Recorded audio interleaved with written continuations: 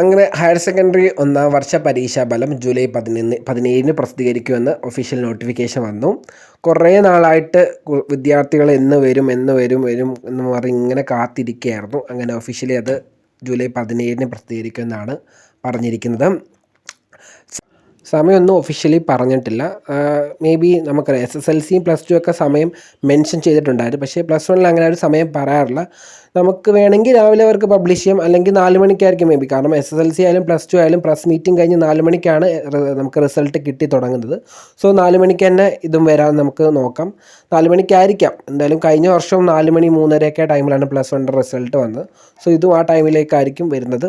അപ്പോൾ എല്ലാവരും കാത്തിരിക്കുകയാണ്. റിസൾട്ട് പബ്ലിഷ് ചെയ്ത വെബ്സൈറ്റ് ഇതായിരിക്കും, DHSC ആയിരിക്കും. DHSC +1 റിസൾട്ട് 2026 ഇൻഡിവിജ്വൽ റിസൾട്ടും സ്കൂൾ വൈസ് റിസൾട്ടും നമുക്ക് ചെക്ക് ചെയ്യാവുന്നതാണ്. അതേപോലെ തന്നെ VHSCക്കാർക്ക് VHSC +1 റിസൾട്ട് മാർച്ച് 2026 ആ ലിങ്കിൽ കയറി നിങ്ങൾക്ക് നിങ്ങളുടെ റിസൾട്ട് ചെക്ക് ചെയ്യാവുന്നതാണ്.